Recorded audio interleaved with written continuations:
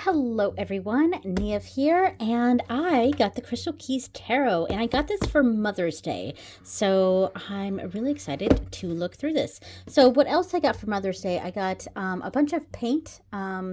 I got a set of paint markers, and I also got a bunch of like metallic and pearlescent watercolor paints, so that was really exciting too. So this deck comes with a nice size book here. Who publishes this? This is, let me double check that. It's Wiser Books. Wiser Books, that's right. And I have got to say, I am so impressed with this deck. This is a really good mass market deck. And it even has nice purple gilding, which is gorgeous and fits this deck very, very well. Let me get this out of the way. So as per usual, my deck is out of order. I've shuffled it. I've done a few readings here or there, mock readings, just kind of playing around with it. And I will just say that this deck is this is a good one. I think this will quickly be one of my favorites in my collection. It is. There's something incredibly deep about the imagery, the way it's done, how every card is basically that whole gem. Like here, the Queen of Wands, we have an almandine garnet, and that's just fabulous. And the book itself goes into each card and why it's chosen, why that gem or crystal is chosen for that particular card. Is very in-depth. Let me actually look at the book here real quick.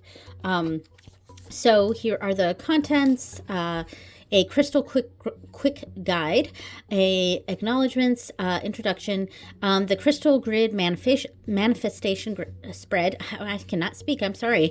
And then going into the cards, and there we go. So here is the quick guide, acknowledgements, introduction, and full color book here. Here is the crystal grid. Very cool. I'm very interested in doing this actually. And then each card. So in the Major Arcana, this is about how much information we have here. Quite a lot of information. It ends with an affirmation and in a reading. So some keywords, which I really appreciate because I probably will not read all of this. That's just not my style when it comes to decks. But I do appreciate some information, like when it's a themed deck like this, I do very much appreciate some information regarding why what was chosen, if that makes sense. And then in the Minor Arcana, we get about the same amount. It's a very similar amount. Yeah, basically the same amount of information. So that's really cool. And there we go. And then at the end.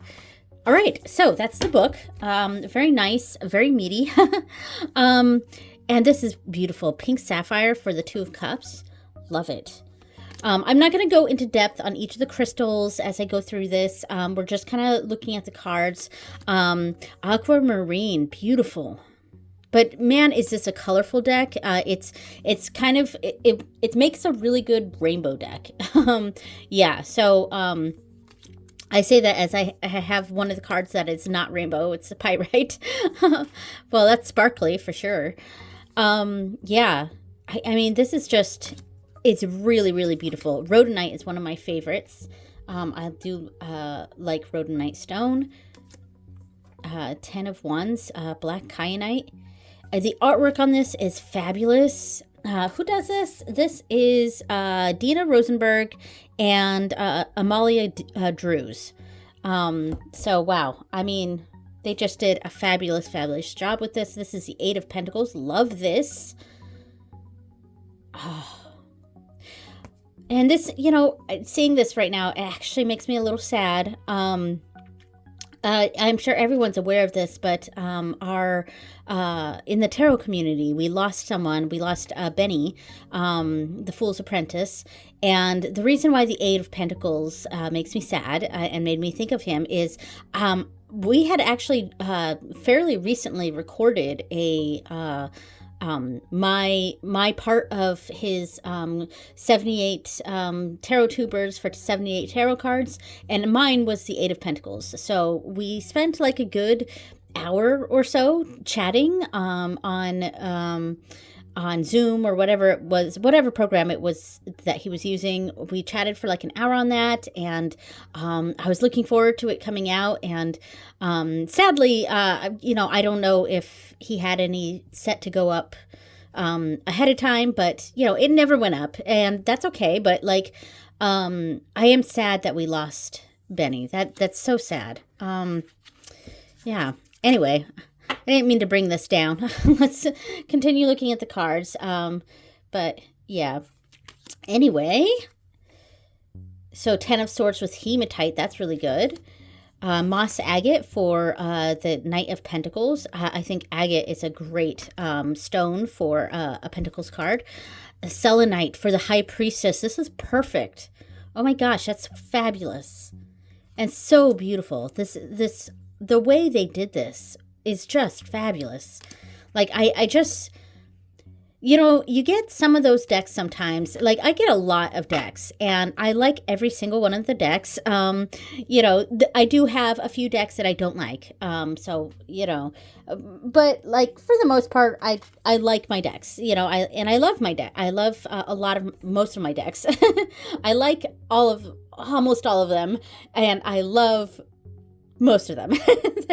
Yeah. So anyway, and then sometimes you just get a deck that you just know is going to be a big one, and is going to be just a heavy hitter in your collection, and one that just is just stunning, and you can just feel the spirituality coming off of it. You can feel the soul coming off of this deck, and that's how I feel about this deck. So far, of course, it's brand new, so I've only used it a couple times. Not for anything serious yet, so my view could change. It's just kind of like my first impression of this deck is that this is going to be a big one in my collection. And I think part of it is also just the chromatic nature of this deck, where it's lots of different colors. And oh, this is great, this devil with the black obsidian, and it's like it's a black mirror to ourselves. So wow, I mean, super deep. But because it's, very chromatic and the different colors and stuff, it's one of those decks that I feel like it's going to match or pair with a lot of different decks. And yeah, there was something else I was going to say, but my mind drifted off there. Oh my gosh, this is gorgeous. This Queen of Pentacles, Malachite, is just beautiful. Oh my gosh. And this carnelian for the Chariot. Oh, I love this. And I can imagine myself using this in spell work too. So I'm really excited to use this deck. And there's just a deepness to this that that I feel like this is a spiritual deck, but it's also very practical because it is earthy. It's a very earthy deck. It's stones, and stones by nature are very earthy. So this is a very, very earthy deck. And so it could be used for very practical things in spell work and things like that. But it also just has a deepness to it. It's got a depth that I think is hard to achieve, and they just did such a fabulous job with this. Oh, gorgeous. The Tangerine Quartz for the Two of Wands. Page of Pentacles is Garnierite. Judgment is Septarian. I've never heard of that. Okay, I want to look up Septarian. All right, so Judgment. Right here. All right, so Septarian. All right. Let's see. So it's got a little quote here. Ring the bells that still can ring. Forget your perfect offering. There is a crack in everything. That's how the light gets in. Ooh, okay. Leonard Cohen anthem. Oh, wow. Okay. So I'm not going to read all of this. So let me see if it's like really talking about the stone. The name septarian comes from the Latin septum, referring to the stone's internal cracks and partitions that create its beautiful patterns. We work with septarian to honor our own cracks, the wounds that make us who we are, beautiful, compassionate souls. There's a legend that the Malagasy of Madagascar, where septarian is found, believed septarian were dragons' eggs. They believed that when dragons were ready to die, they would fly into the sea and eventually fossilize, turning into septarian. Thus, septarian is a stone of personal transformation and personal power, of honoring the totality, your journey, and all the experiences that have formed you. It reminds you that what you may view as damage and scars are really gifts that have brought you to this very moment. Wow, that's beautiful. The next level version of you is free to begin again, free from the constraints of the past. Working with septarian, honor the many lessons learned by acknowledging and integrating them. And when you're ready, spread your dragon wings and fly. Wow, the affirmation is, I honor my journey, every challenge, every triumph, every lesson, and embrace the next chapter with confidence. In a reading, it represents transformation, liberation, renewal, and rebirth. This was beautiful. So yeah, I definitely learned about the stone septarian here. Never heard of that before. The Eight of Wands is spessartine garnet. Garnet is great for the wand suit. Five of Swords, blue sapphire. Ooh, I love this one. Nine of Pentacles is Bumblebee Jasper. I feel like there are two cards here, but maybe not. It just feels thicker.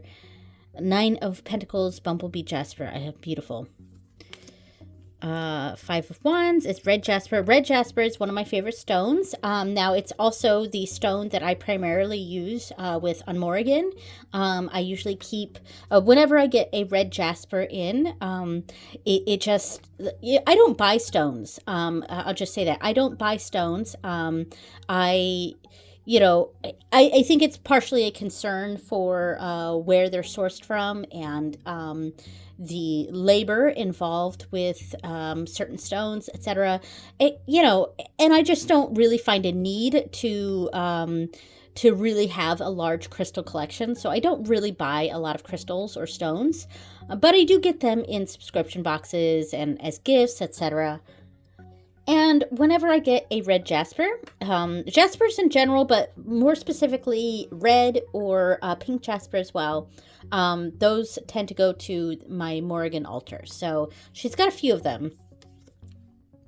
And I do apologize if I cough. I've only been doing a little bit of coughing during this video, but I've been pausing it every time I'm about to cough. Obviously, I just did that. But if I miss one, I do apologize. I'm well past my cold now, but that lingering cough is, it's a bitch. All right, the Magician is Rainbow Fluorite, which I think is fabulous. The Magician is my favorite major arcana. For me, anyway. Yeah, it's my favorite. Ace of Wands, a sunstone. That's great. Not the sun, though. So, yeah, that's interesting. Ten of Pentacles is green jade. Maybe sunstone would have been too on the nose for the sun card. All right, the Fool is golden labradorite. I like that. It's like a golden retriever. Which is very the Fool energy, you know. Four of Wands is a crazy lace agate. The Tower is Moldavite, and this was a card of discussion. And I think this is perfect. Moldavite for the Tower just makes so much sense. Because, gosh, that is a powerful stone. Moldavite is a super powerful stone, and it's something that has a lot of power behind it is definitely that Tower energy. And, you know, using Moldavite in spell work and energy work, etc., is kind of it. I won't say it's a crapshoot, but like, oh my gosh, you've got to be ready for some big changes when you use Moldavite. So great choice for the Tower. Ooh, gold for the King of Pentacles. That's perfect. Oh, I'm going to cough again. Oh, I was fine for most of the beginning of this video. Now I'm starting to cough more. All right, Three of Wands is Wolfenite. Interesting. So I'll try to go a little faster through this. Rainbow Moonstone, fabulous for the Ace of Cups. So the Lapis Lazuli is one of my favorites. I love Lapis Lazuli. But yeah, I want to get to some pairings, and I don't want to spend too long talking. Normally my videos are like 40 plus minutes long, and it might end up being that long for this too, but because I'm still trying to, you know, get over this lingering cough, talking for a long time. Yeah. Anyway, so Five of Cups, rhodochrosite. Interesting. And then Three of Pentacles is Zinsite. Oh, the Three of Cups is Emerald. Oh my gosh, that's beautiful. Chrysocolla for the Empress. Just gorgeous. I think this is, yeah, this is what's on the book cover. I think it was the Ace of Swords that's on the box. I already put the box over to the side though. Abalone shell for the Seven of Cups. Wow, that's a good idea there. Almost done here. Let me grab the rest here. Pink opal for Eight of Cups. The King of Swords. I think the box is right here. Hold on. The box, I believe this is the Knight of Swords. Yes, I think it's the Knight of Swords. Perhaps it was a queen. So King of Swords, Tanzanite. Ace of Pentacles is Tiger's Eye, which I think is fabulous. And finally, Strength is Black Tourmaline. Perfect. All right, so I just grabbed a cough drop to help me out here. So sorry if you hear it in my mouth a little bit. Oh, and by the way, this is, I've kind of switched around my schedule just slightly with the videos because what was going to go up today was my study of the Kami to Yokai Oracle, so which I do once a month, near the end of the second to last video of the month, but which is this one. But I dropped a card, but I didn't get because I got so sick, that got pushed off. So I'm gonna switch it with what was going to be the first video of next month. So yeah. Anyway. So it shuffles nicely. It is a little bit difficult just because the edging does add a stiffness to the edging. But it does shuffle very nicely and bridges very well. So really nice cardstock. Nice and sturdy. Very good for, I'm terrible overhand shuffling. Sorry about that. But very good for a mass market deck for sure. So very happy with this deck. Now the backs, they're not my favorites. I would say, I don't know. I kind of wish the backs were something maybe a little different. I don't know, but it's fine. It's fine. It's fine. But yeah, so this is a lovely deck. So let's do some pairing. So I want to start it off with some oracles, and the first one I'm going to pull out here is the Illustrated Crystallary, and obviously it's another crystal deck. I could have picked the bestiary or the herbiary, and then we would have more energies here, but I kind of just wanted to pull out the other crystal deck and see what we could, and maybe some, it might be interesting to see if we get the same stones or the same crystals that might be telling of something, or just looking at them together. And I actually think this goes beautifully together. The artwork in this deck is absolutely stunning. So Recharge Your Destiny. Oh, look how beautiful that is. And we have so this is Labradorite, and we have the Page of Swords and the Two of Pentacles. So Recharge Your Destiny, Page of Swords, yeah, and Two of Pentacles. Ooh, okay. Yeah, that works. And the colors look fabulous. And yeah, so Amazonite, Labradorite, and Green Aventurine. Wow. Okay, that is some blue, green, teal, aqua energy for sure. Definitely think that's beautiful. All right. Oh, hold on. There we go. So Ebb and Flow, Moonstone, with the King of Cups, Rhodonite, and Ace of Cups, Rainbow Moonstone. Interesting. And we got them. So we got Moonstone and Moonstone. Sorry, I'm coughing.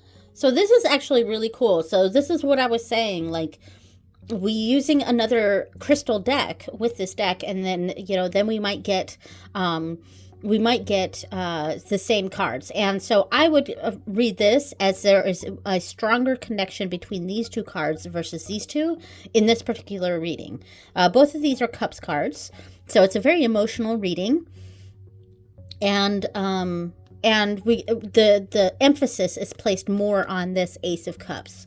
So, the expression of the emotion. All right, so we have Lessons in Blood, and then we have the Ace of Wands, Sunstone, and Death. Charoite or Caroite. I'm not sure how to say that, but yeah, wow. And we see, you know, the color-wise, we're seeing a lot more here, a lot more cohesiveness here, and where this is actually completely different over here. But the Lessons in Blood, so I feel like this is the lessons, this is the blood, this is the lessons. You know what I mean? Huh. I grabbed an extra card. Ooh, Moldavite. All right, and ooh, okay, so heal your heartbeat. Heal your heartbeat. We've got Rhodonite with the Tower. So a catastrophic thing sort of happened. It was big energy. We got to heal the heartbeat and come out victorious here with the Six of Wands. Sometimes that big energy of the Moldavite is really helpful. So yeah, whatever the big thing happened here actually turned out to be a benefit. And one more. Whew. Okay, loving this, we have Activate the Void with the Lovers on one side and the Star on the other. And I notice like this sort of star energy with each of these.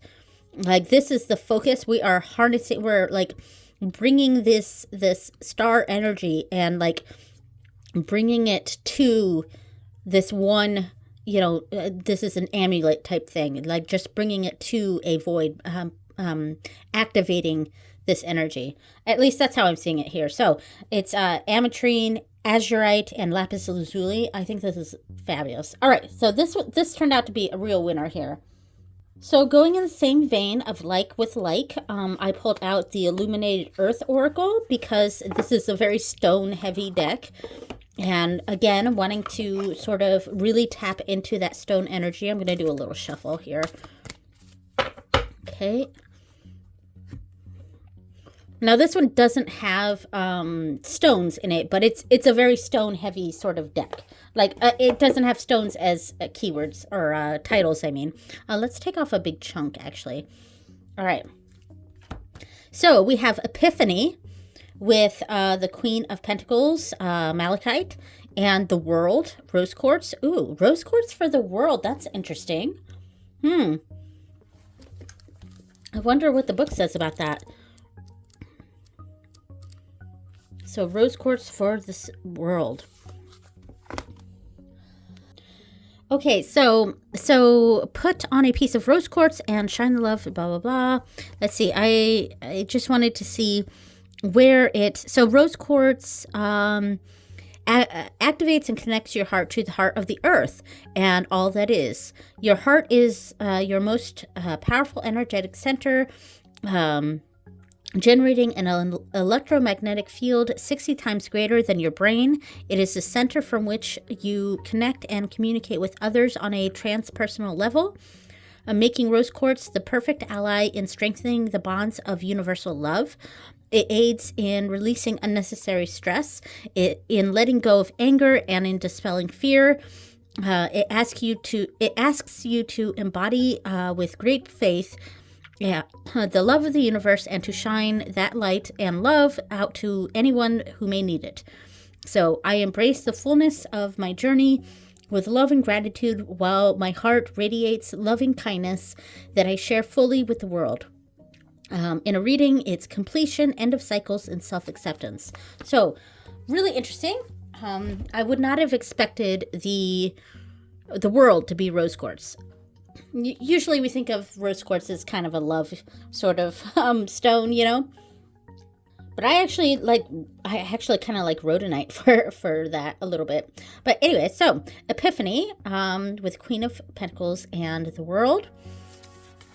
Let's see. And I am paying attention to colors as well.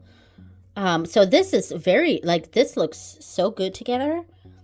The Chariot Carnelian with Reincarnation and the Four of Pentacles Petrified Wood. Wow. Wow. That's fabulous. Yeah, there's just something really, really good about this deck. This would have been cool too with the two spirals next to each other. So, memory between Wheel of Fortune, remembering what was, and the Nine of Swords. Oh, anxiety about that. Anxiety about these memories. That's tough. Wow, check this out. Okay, accomplishment with the Ten of Pentacles. That's fabulous. Green Jade and the Knight of Cups. Herkimer Diamond. Wow, look at that reading. Wow. Wow, I love this. Okay, so this is a great pick too. Okay, going a different route, I'm grabbing one of my newer decks here. This is the Glimmer Enlightenment cards, and I do believe this was not the last video, but the one right before it. So this is very, very new as well. So I have the Glimmer Enlightenment cards here, going a different direction than the earthy cards.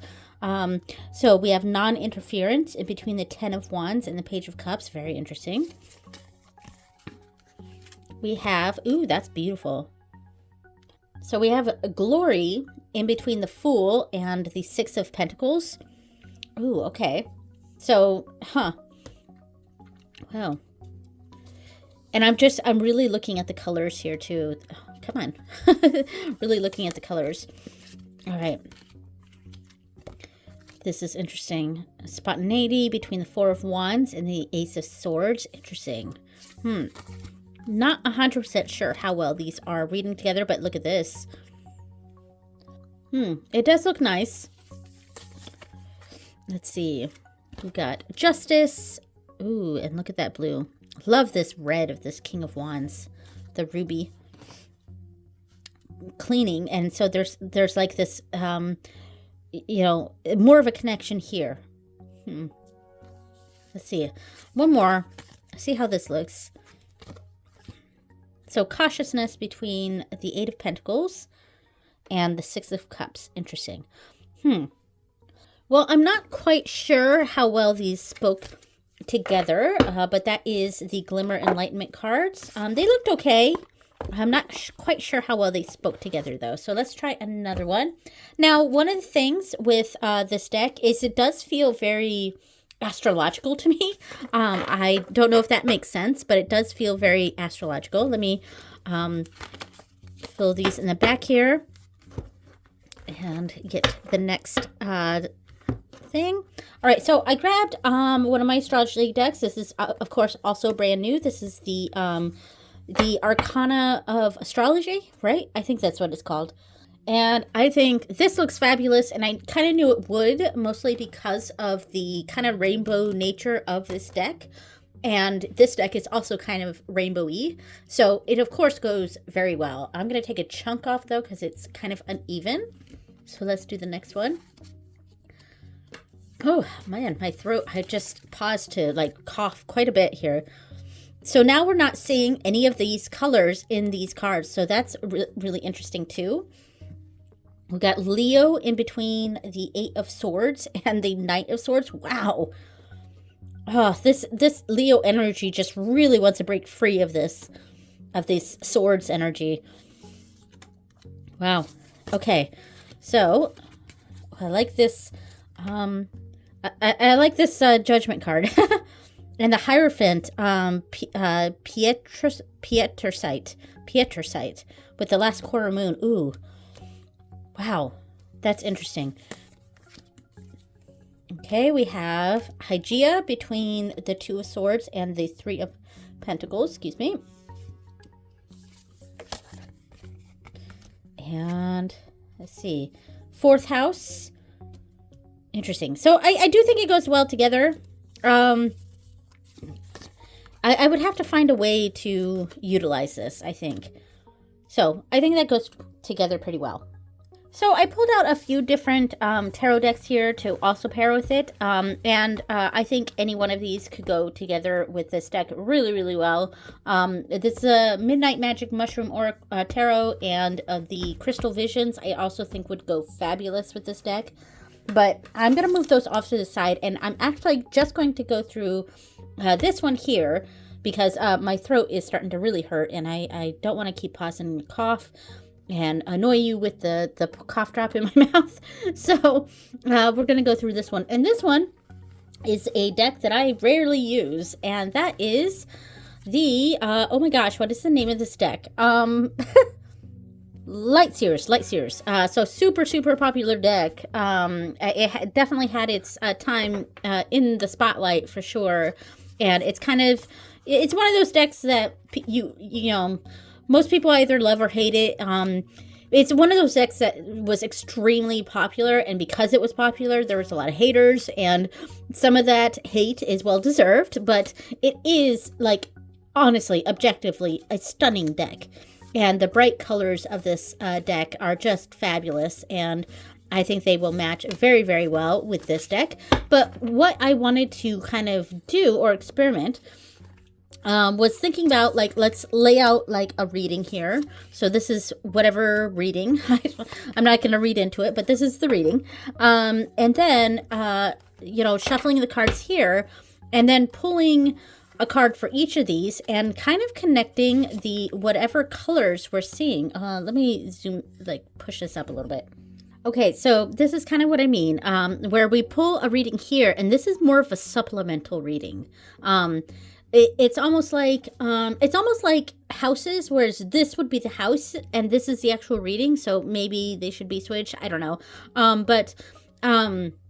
Where this is the reading, this is the actual reading, but we're reading into it based on the colors of the cards we pulled here. So, with this Chariot here, I pulled the Eight of Wands, and we have this kind of reddish orange color. So the focus here is where this is coming from, because it's more of a background color, or it's the color of these curtains here in the Chariot itself.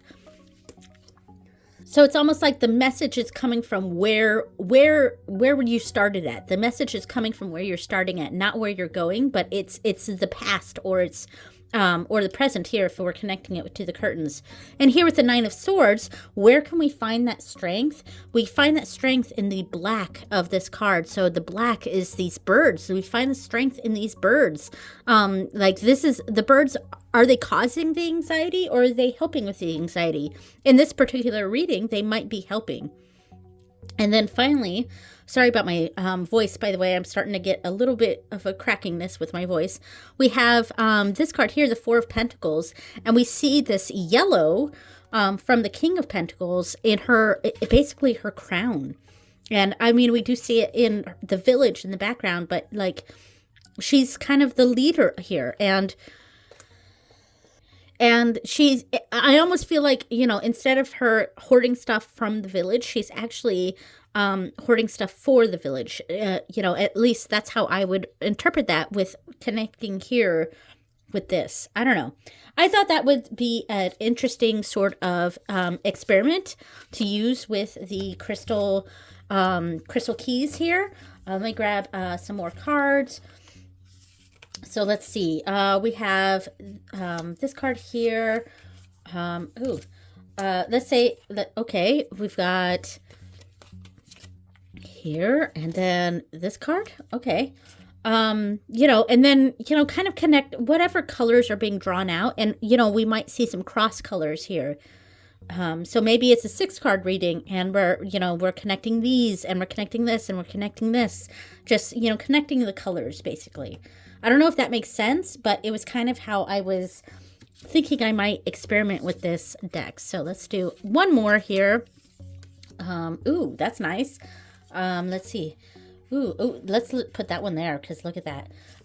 And then maybe we'd put this one here. Ooh, look how that turned out. Yeah, so I actually think these two decks go really, really well together and speak very well. Okay, so I am going to have to end this because my throat is killing me. This does not spread very nicely like that, but let's pull out a couple cards here. Emerald, what a good one to pull out. And then, ooh, there we go. All right, so that is the Crystal Keys Tarot. Thank you so much for watching, everyone. I'm going to get some water, and I will talk to you later. Bye.